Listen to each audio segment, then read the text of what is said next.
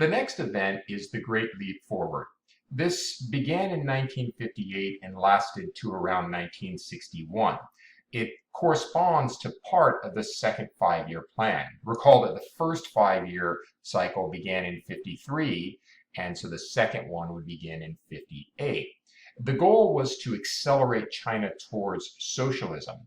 And to understand the motive here, think about what's happening in the Soviet Union, the kind of partner of the Maoist regime. Stalin died in 1953.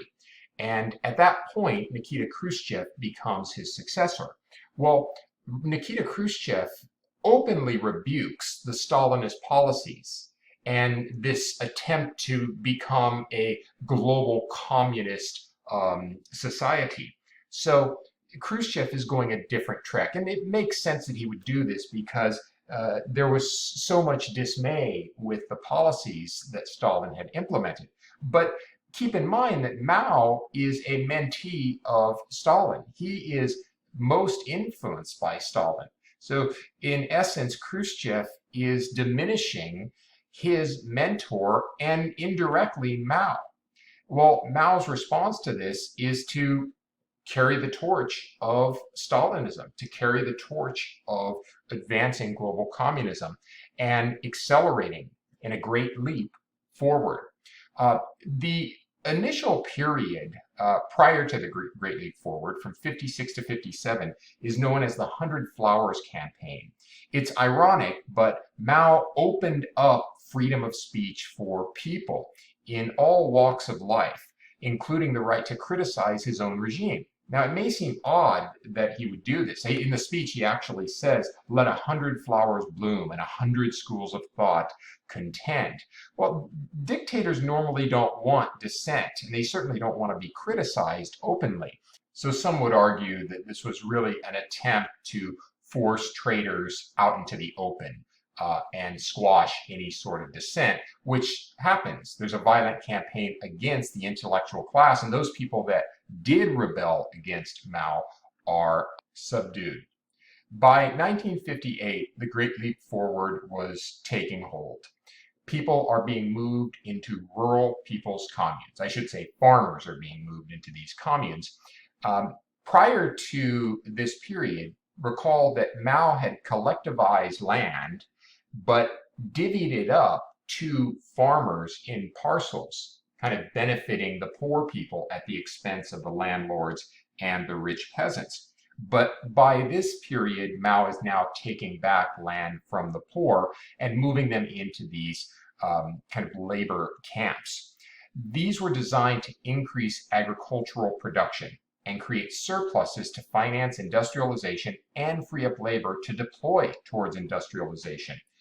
The tactic is, if you're able to extract a surplus of agricultural product, you can then export that product to your trading partners. For China, it would have been the Soviet Union, in exchange for tools, machinery, technology, and the raw materials that would be necessary to rapidly grow the industrial sector. This is the same model that Stalin put into place in the Soviet Union decades prior.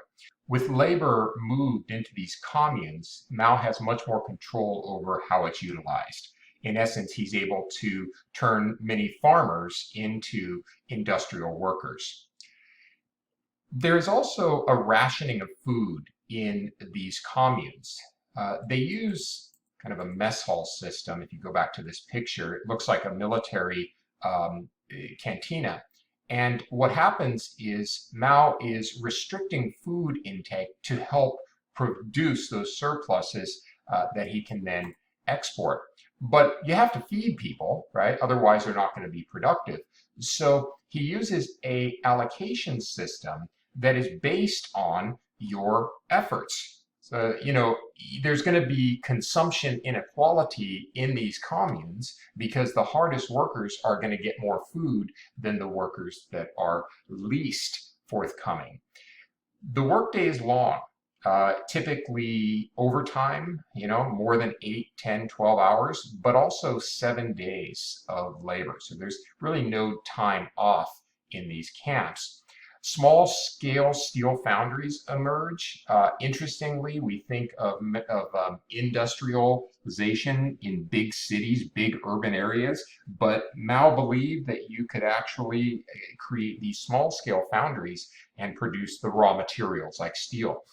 When people were moved from their farms to these communes, they were asked to bring any tools and equipment that they had.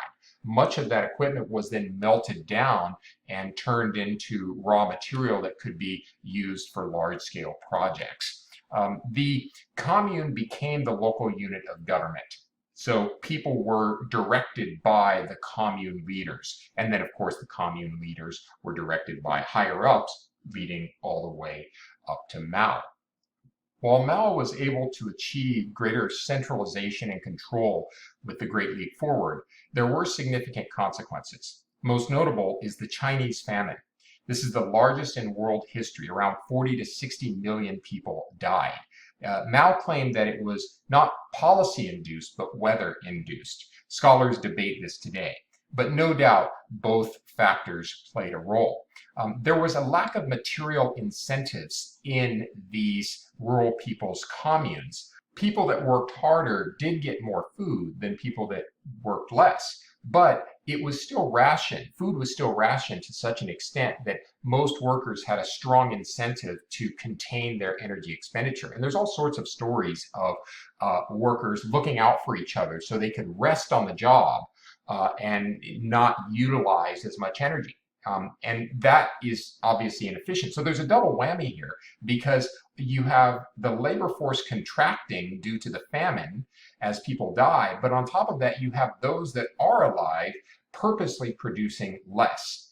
And that's going to bring about serious economic consequences that's eventually going to coalesce into a rebellion by the workers. And that's one of the things to keep in mind. Dictators are often seen as not being accountable to the people, but that's simply not true. They're just not accountable to the people in a democratic fashion. Dictators, however, always fear a rebellion of the masses, and that's what Mao has to deal with as the economic conditions diminish so considerably.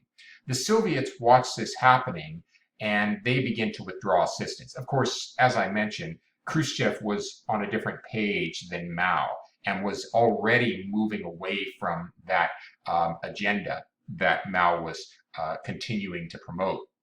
So not as many projects were being done, and many projects weren't being finished because the expertise was coming from the Soviets. So if the Soviets stop providing that, the Chinese are kind of left without a recipe.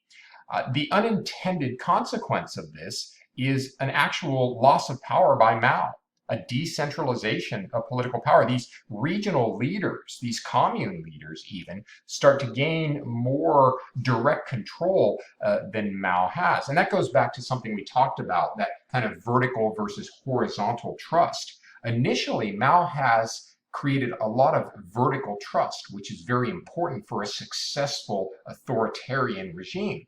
But because of the deaths from famine and the lack of material incentives, people no longer trust the higher administration, and they start to work together. Workers start to work together, watching out for each other, like I said, in order to rest. And even some of the leaders of these communes and at the local level of government, they find it more beneficial to coordinate with the working class to mutually benefit. In other words, why would they want to send all their grain surpluses to the government for export for something they're not going to benefit from? So to the extent the leaders of these communes and the workers can come together and say, hey, let's not reveal all these surpluses, they can mutually benefit. So horizontal trust begins to take hold, and that reduces vertical trust, which undermines the credibility and prowess of Mao.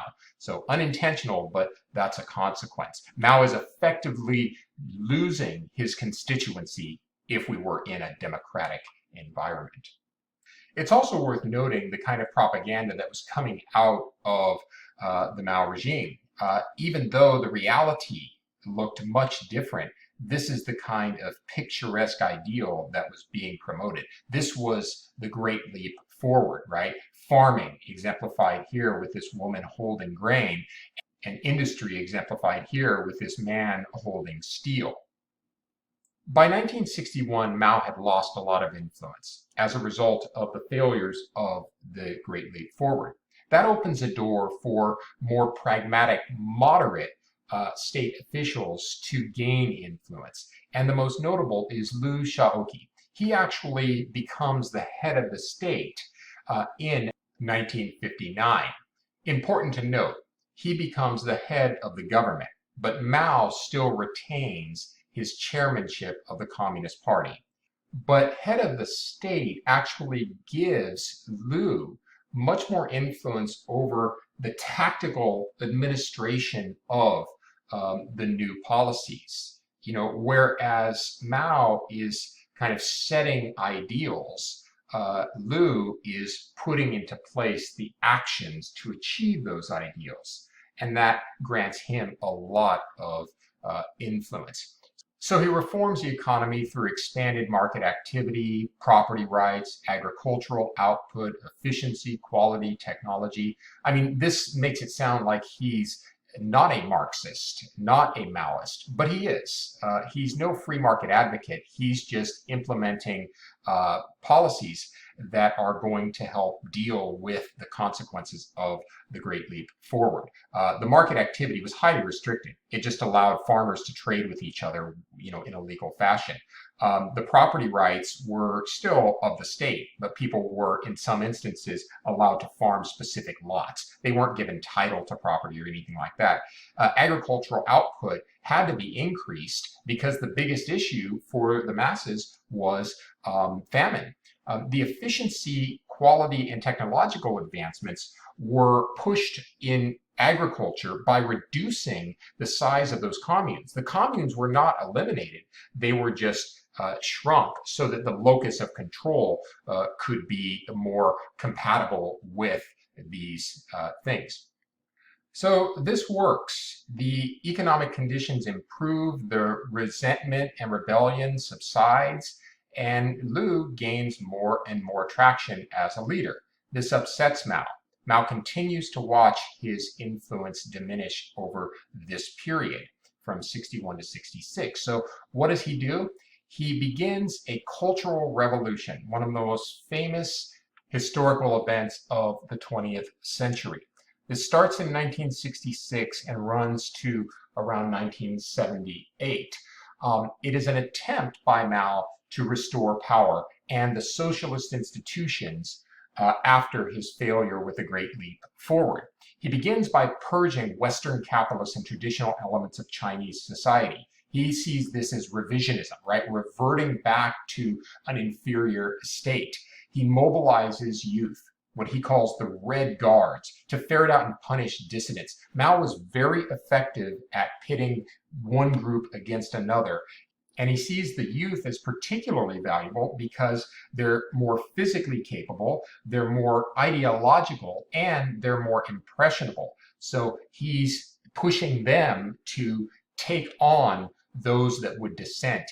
In particular, in academia, the education system, where any dissent can have profound implications, and in government, essentially rooting out traitors. He promotes the destruction of the four olds: old ideas, old culture, old habits, old customs. This takes the form of eliminating things like temples and artwork, statues, sculptures, textbooks, anything that would be incompatible with the ideas of communism and Mao in particular. The Cultural Revolution is noted for its destruction of a lot of Chinese history. And that's why it's been said, if you want to learn about ancient China, you don't go to China, you go to Taiwan, where, recall, the nationalists took solitude during the Chinese Civil War. And with them went a lot of the Chinese artifacts. Of course, a lot of old ideas are going to come from the scholars and the educated classes, the intellectuals. So they're ousted as well. In fact, the youthful Red Guards were encouraged to out their teachers, to out their parents, so they could be sent to re-education camps However, some of these people were just never heard from again.